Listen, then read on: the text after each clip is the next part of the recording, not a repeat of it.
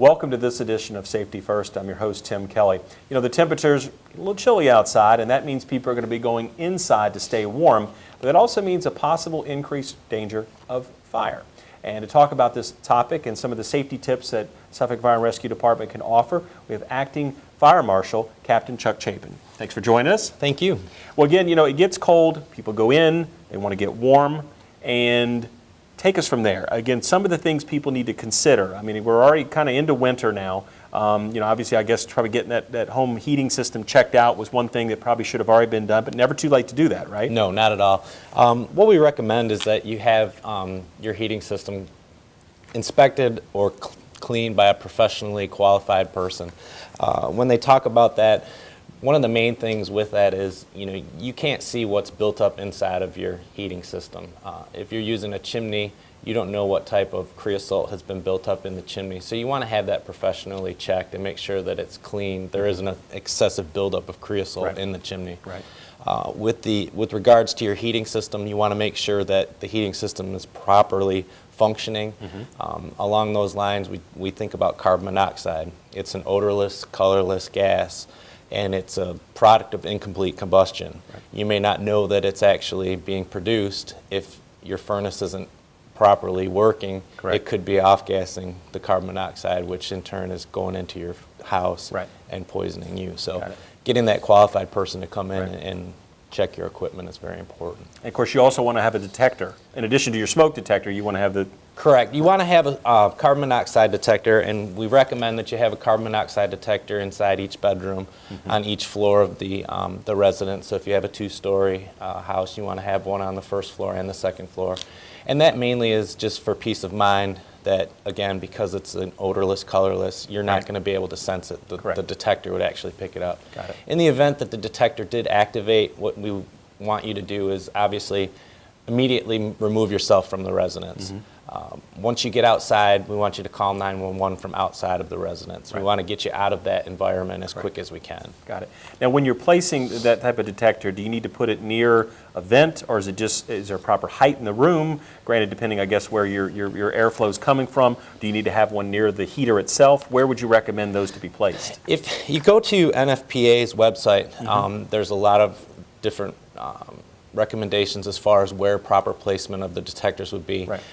Whether you have a battery-operated detector or you have one that's hardwired, you're going to place those at certain areas. They can be placed pretty much anywhere. Again, you want to make sure that you've got them somewhere near your living area as well as where you're occupying your structure. Okay. Now, I know one thing we hear about people doing from time to time, depending upon their circumstances, is using the oven as a heat source. That's a no-no, right? That's a big no-no. Yeah. Your oven is meant to cook food. Correct. It's not meant to heat your house. If you have little ones running around the house, you're also running the risk of someone, you know, suffering a burn injury because, you know, they see the oven's open, they put their hands up on there, they reach in there, and next thing you know, you've got something, you know, you've got a child or someone that's been burned. Right. The other aspect of it is it's just like a space heater. When that oven's on, you know, we talk about the 3-foot rule and making sure that combustibles are 3 feet from any heat source. Right. It's the same thing with your oven when it's on. You know, you may not think about that towel that's draped over the chair that's sitting next to the oven, but over time as that oven is on and the heat's coming out of it, you know, it's breaking down the fibers of that towel, and over time it could, you know, cause a fire. Which again, you speak of towels, we don't want to be hanging them on the oven, the rack pole right there as well, right? Right, and that's another hazard, a common kitchen hazard that, you know, all of our grandparents, when you went to their house, they had the rag was hanging over the oven door. That's a hazard. It's a pull-down hazard for children. It's, you know, something that they can grab a hold of, pull it down, run the risk of hitting themselves in the head with the oven door, or in fact, you know, again, climbing up into the oven and possibly getting burned. Got it. Now, you mentioned the 3-foot rule. Yes. And let's talk a little bit more about that. You have a handy-dandy prop here. I do. That we have here with Suffolk Fire and Rescue. You want to talk a little about what we have and really what we're talking about when we talk about the 3-foot rule? Yeah, when we talk about the 3-foot rule, what we want is we want to have any combustibles or anything that could catch on fire, we want to have it at least 3 feet from the heating source. Right. So if, say, you're the heater that we're going to use, and we have a chair over here, we want to make sure that we're at least 3 feet. And again, what that does is that allows distance between the heat source and the material. Right. You're not going to allow that material to start to break down over time, run the risk of it possibly, catching on fire. So we utilize the 3-foot rule, and then on the back of this fine yardstick that we have here, it says, remember the 3-foot rule, keep items that can burn at least 3 feet away from heating equipment. And these are things that in the near future we're getting ready to roll out on a fire safety blitz program. Sure. And our smoke detector program will be back up and running here shortly. Correct. And this is all material that is leading into those programs. Now, as you talk about it, it's not just the sense of having, well, okay, I'll put something 3 feet away from my fireplace. But you're talking about any heat source, which includes ovens and other items, space heaters and things that may not have a flame per se. Well, I'm not dangling in front of it, but it's the fact, as you said, that the material will degrade over time, correct? And that's Correct. where that risk comes in you may not be thinking of, Absolutely. right? And one thing, back in the day, a lot of people were using kerosene heaters. Some people, unfortunately, they still have no option but to use the kerosene heaters. Right. And that's one thing that we also, I'd like to bring up is the fact of, kerosene heaters, ensuring that you're using the proper fuel for them. They recommend that you use K1 kerosene only. You're not going to use a diesel fuel gasoline mix or Right. anything else. You want to use strictly kerosene, K1 kerosene to put in these kerosene heaters.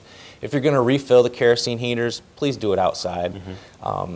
You don't want to move the kerosene heater once it's lit because, again, you've got liquid fuel that's in the tank that could slosh around. In the Yes. event you fill it in the house, you could overflow, spill some on the carpet. You go to light the kerosene heater.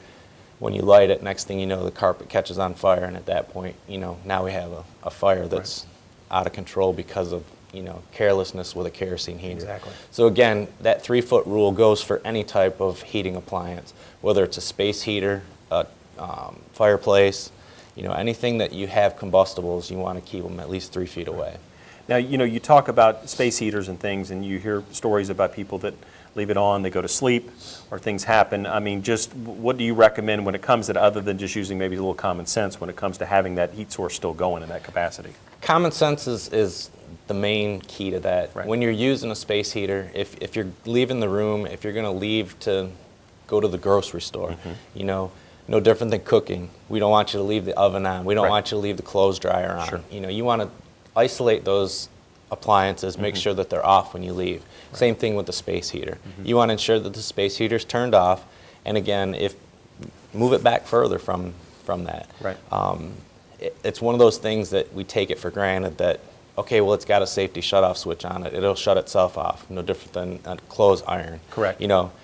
How many people leave home with the coffee maker on and go back and check that? It's Right. the same concept with the space heaters. Turn them off if you're not in the room, if you're going to sleep. You're not going to utilize them for the night, turn them off. Right.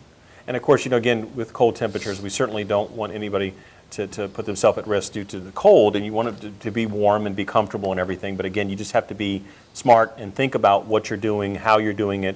Think about the 3-foot rule that you talked about, and just evaluate the equipment items that you have in your home that you're using for that purpose, or the items that are around those type of items, correct? Correct. Yeah. And the big thing with that is also making sure that whatever appliances, regardless of what it is in your residence that you're using, whether it's a heating, it's a television, it's a surround sound system, a gaming system, make sure that it's plugged into the proper outlet.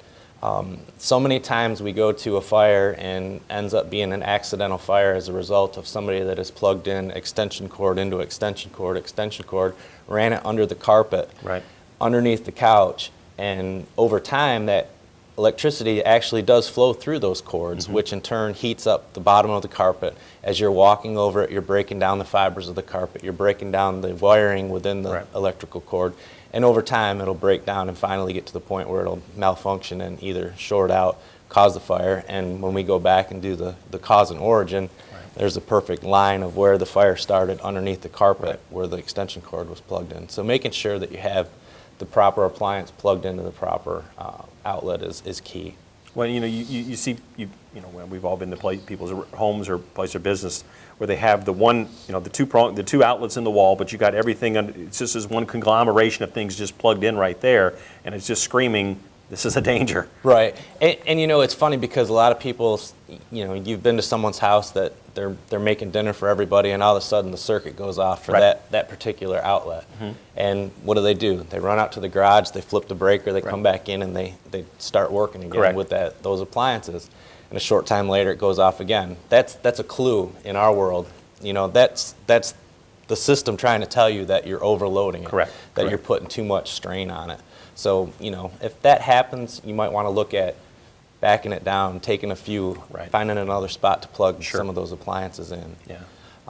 Along those same lines, we talked about the carbon monoxide detectors. The other main thing that we really want to talk about is smoke detectors, making sure that you have working smoke detectors in your residence. Sure.